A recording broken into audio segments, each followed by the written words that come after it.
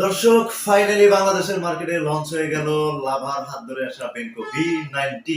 অর্থাৎ এই V90 review কিন্তু আজ আগে একটা আমরা আমাদের চ্যানেলে আপলোড করেছিলাম এবং সেটা ছিল আপকামিং ভিডিও। এবার কিন্তু ফাইনালি আপনাদের সাথে ডিভাইসটির পারফরম্যান্স এবং ফিজিক্যালি ডিভাইসটি আমরা হাতে পেয়ে গেলাম। সবকিছু নিয়ে কথা বলবো আপনাদের সাথে। তার আগে একটি কথা আপনাদের বার্তালাপ, নতুন দর্শক হয়ে থাকেন অবশ্যই সামাজিক কাজটি করে ফেলুন, সাবস্ক্রাইব করে দিন এবং ভিডিওটি ভালো লাগলে অবশ্যই লাইক করে দিবেন। ভিডিওটি শেষে আপনার মতামত জানাবেন কমেন্ট বক্সে। তো দর্শক, সবার আগে টপ করে আমরা ডিভাইসটিকে আনবক্সিং করে ফেলবো। যদি ডিভাইসটি আগে একবার আমি আনবক্সিং করেছি, তবে আপনাদের সাথে আনবক্সিং না করলে খেলাটা আসলে জমে না। তো দর্শক, আমরা প্রথমে আনবক্সিং করে ফেললাম। ডিভাইসটি একটু সাইডে রাখছি, আগে দেখি এর মধ্যে কি কি অ্যাকসেসরিজ আসলে আমরা পেয়েছি বা লাভার পক্ষ থেকে আমাদেরকে দেওয়া হয়েছে। প্রথমে আমরা দেখতে পাচ্ছি এখানে আছে একটি সিলিকন কভার, এটি বেশ শক্তপোক্ত মনে হচ্ছে, এবং এটার সাথে একটি স্ক্রিন প্রোটেক্টর, এবং এটার সাথে আমরা পাচ্ছি একটি সিম ইজেক্টর। একটি সিম ইজেক্টর আমরা এখানে পাচ্ছি, এবং আরো কি কি আছে দেখি। এটার সাথে আছে একটি ইউজার ম্যানুয়াল বুক, এটি থেকে আসলে আপনি বুঝতে পারবেন কিভাবে ব্যবহার করতে হয়, এবং এটাতে একটি হেডফোন দেওয়া আছে। এখন ম্যাক্সিমাম ব্র্যান্ডে তো হেডফোন দেয় না, সেক্ষেত্রে লাভা বেনকো V90 সাথে একটি হেডফোন প্রোভাইড করেছে তাদের কাস্টমারের জন্য। এটা একটি ভালো লক্ষণ। সঠিক বলেছেন। এটাতে একটি চার্জার আছে, চার্জারটি হচ্ছে চার্জারটি 10 ওয়াটের একটি চার্জার, বুঝতে পারছেন। আর এটাতে আছে একটি টাইপ সি কেবল, তার মানে ডিভাইসটি type C charging port supported. এটা সত্যিই খুব দারুণ লাগছে আমার কাছে, আশা করি আপনাদের কাছে ভালো লাগবে। তো এই ছিল আসলে ডিভাইসটিতে মোটামুটি যে অ্যাকসেসরিজ পার্ট সেটা। এখন আসলে ডিভাইসটি আমাদের দেখার পালা যে ডিভাইসটিতে আসলে কি কি আছে। এটাই হচ্ছে আসলে লাভা বেনকো V90। দেখতেই পাচ্ছেন এর ডিজাইন কিন্তু অসাধারণ, আমার কাছে ভালো লেগেছে। বিল্ড কোয়ালিটিতে পুরোটাই আসলে প্লাস্টিক ব্যবহার করা হয়েছে। তারপরেও আসলে লাভা চেষ্টা করেছে ডিভাইসটিতে তাদের সম্পূর্ণ এই রেঞ্জের মধ্যে যতটা ডিজাইনেবল করা যায় সে চেষ্টা কিন্তু তারা একেবারে কমতি রাখেনি, আমার কাছে ভালো লেগেছে। এবং এই ডিভাইসটি বিল্ড কোয়ালিটি হওয়াতে এই সিলিকন কভারটি অবশ্যই ব্যবহার করার চেষ্টা করবেন যাতে ডিভাইসটিতে কোনো ধরনের দাগ পড়ে না যায়, কারণ একটি ব্যাকওয়ার্ড ব্যবহার না করলে যেহেতু প্লাস্টিক, সেক্ষেত্রে দাগ পড়ে যাওয়ার ভয়টা কিন্তু থেকে থাকে।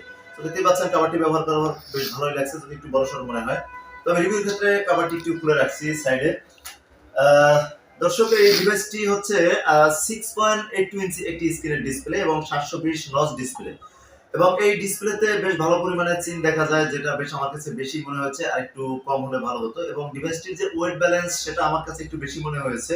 ওয়েট ব্যালেন্স হবে আপনার 207 গ্রামের আশেপাশে, এবং এর থিকনেস 9.13 মিলিমিটার হবে। এটা একটু বেশ বেশি আমার কাছে মনে হয়েছে, আর একটু স্লিম হলে মনে হয় ভালো হতো ব্যবহার করার ক্ষেত্রে। তো যাই হোক দর্শক, ডিজাইন নিয়ে যদি কথা বলি, এখানে ব্যাক প্যানেলে দেখেন ক্যামেরা মডিউলটা খুব সুন্দরভাবে করা হয়েছে, এক সাইডে রাখা হয়েছে, এবং ক্যামেরা মডিউলের মধ্যে তারা একটি গ্লাস এখানে ব্যবহার করা হয়েছে। বেশ 3D একটি রিফ্লেকশন কিন্তু এখান থেকে পাওয়া যায়। এবং এই ডিভাইসটি যখন আপনি হাতে গ্রিপ করবেন, সেক্ষেত্রে একটু বড় হওয়াতে প্রথম দিক থেকে একটু আনইজি লাগবে, কিন্তু আপনি কিছুদিন ব্যবহার করার পরে মোটামুটি এটা মানিয়ে নিতে পারবেন। এবং ডিভাইসটি হাতে নেওয়ার পর আপনি ডান সাইডে পেয়ে যাবেন এখানে পাওয়ার বাটন, এবং তার একটু উপরে ভলিউম লকার। এখন এখানে একটি কনফিউশন আছে, পাওয়ার বাটনটি আপনি যখন হাতে নেবেন তখন কিন্তু ইজিলি রিচ করতে পারবেন কিনা, অর্থাৎ আপনি যখন এটা প্রোডাক্ট হাতে নেবেন রিচ করার ক্ষেত্রে কিন্তু দেখা যায় আমি হাতে নেওয়ার পরে যখন রিচ করি তখন পাওয়ার বাটনটি আমার কাছে একটু উপরে মনে হয়েছে। যদি এটা আরেকটু নিচে হতো আমার কাছে ভালো হতো, একটু আনইজি লাগতেছে আমার কাছে। এবং এই ডিভাইসটির একদম উপরে অর্থাৎ টপে রাখা হয়েছে 3.5 mm একটি অডিও জ্যাক, এবং এর ডান সাইডে এর বাম সাইডে রাখা হয়েছে একটি ডেডিকেটেড সিম স্লট। আর এখানে দুটি সিম, একটি এসডি কার্ড আপনি ইউজ করতে পারবেন। এবং ডিভাইসটির একেবারে আপনার নিচের অংশে অর্থাৎ বটম সাইডে রাখা হয়েছে মাউথ স্পিকার পোর্ট, এবং তার সাথেই টাইপ সি একটি চার্জিং পোর্ট, এবং তার পাশেই লাউড স্পিকার গ্রিল।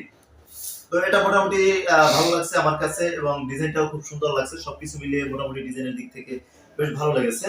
আর ডিসপ্লে সেকশন যদি বলি, 720 এর একটি আইপিএস প্যানেল ডিসপ্লে, আগেই বলেছি 6.82 ইঞ্চি একটি ডিসপ্লে।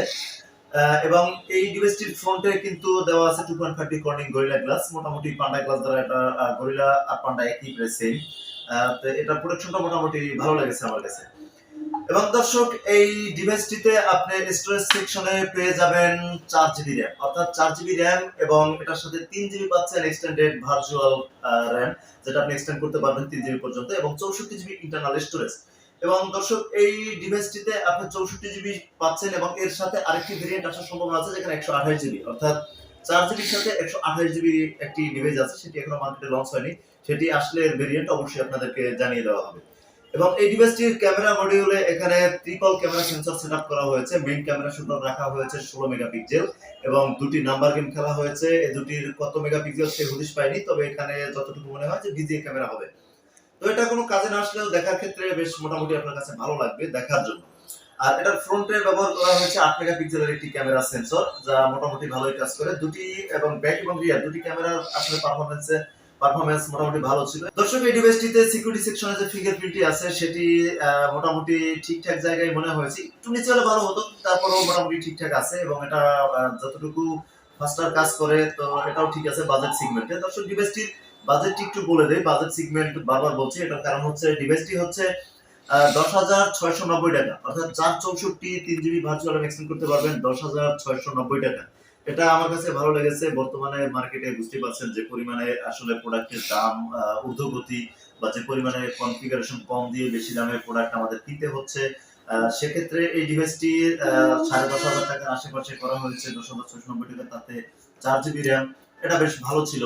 এবং একই সাথে ডিভাইসটির অপারেটিং সিস্টেমে ব্যবহার করা হয়েছে অ্যান্ড্রয়েড 12 গো এডিশন। এটা আমার কাছে খুব একটা ভালো লাগেনি, কারণ অ্যান্ড্রয়েড 12 গো এডিশনটি এমন একটি এডিশন যেটা হচ্ছে আপনি যখন বিল্ড অ্যাপস গুলো ব্যবহার করতে যাবেন সেটা খুব একটা সব সময় যে আপনাকে ভালো একটা রেজাল্ট দিবে সেটা কিন্তু না।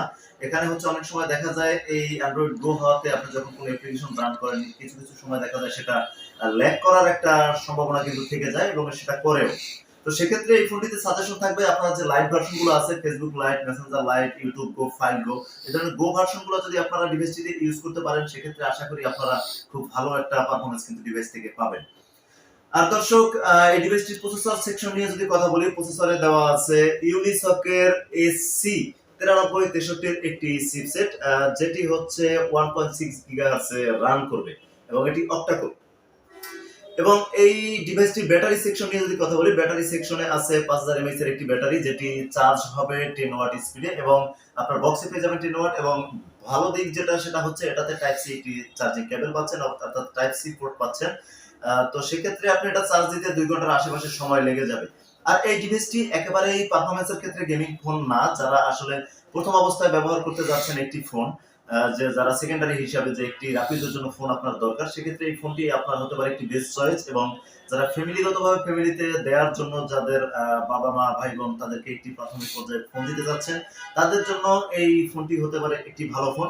ডিভাইসের ওভারঅল পারফরম্যান্স আসলে বাজেট তুলনায় মোটামুটি ভালো ছিল এবং আমার কাছে ভালো লাগছে। আশা করি এটা আপনাদের কাছেও ভালো লাগার কথা।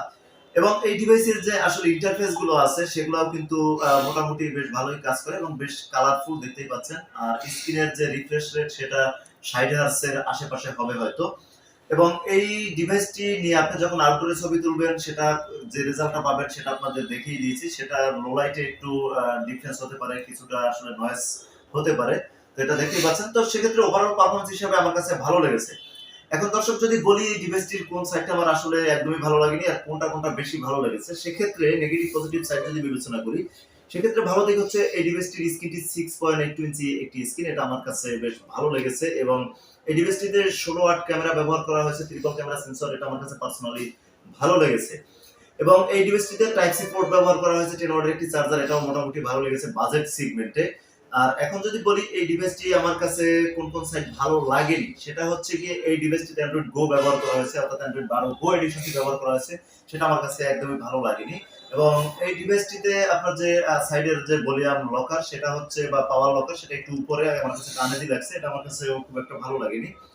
এবং এই ডিভাইসটি আপনি যখন হাতে নেবেন, হাতে নেওয়ার পরে একটু রিস্ক করতে সমস্যা বড়সড় মনে হয়, এটা হয়তো বা যার যার ব্যক্তিগত ব্যাপার, আমার জায়গা থেকে মানিয়ে নিয়েছি, আপনাদের সেটা ভালো নাও লাগতে পারে। তো এই ছিল ডিভাইসটি আসলে ভালো মন্দ। আর প্রাইসটা আমার কাছে যথেষ্ট ভালো লেগেছে। তাদের ওয়ারেন্টি সার্ভিস আছে এবং রিপ্লেসমেন্ট আছে, সবকিছুই ঠিকঠাক আছে, তাদের সার্ভিস পয়েন্ট আছে। প্রত্যেকটা জায়গা থেকে মোটামুটি আমার কাছে অন্য সাইটগুলো ভালো লেগেছে পারফরম্যান্সের দিক থেকে। আপনারা চাইলে এই ডিভাইসটি দেখতে পারেন বা নিতে পারেন। আজকের মতো আসলে বেনকো V90 নিয়ে আপনাদের সামনে এতটুকুই ছিল। আশা করি ভালো থাকবেন, সুস্থ থাকবেন। আগামী ভিডিও নিয়ে আসা পর্যন্ত চ্যানেলটি সাবস্ক্রাইব করে রাখবেন।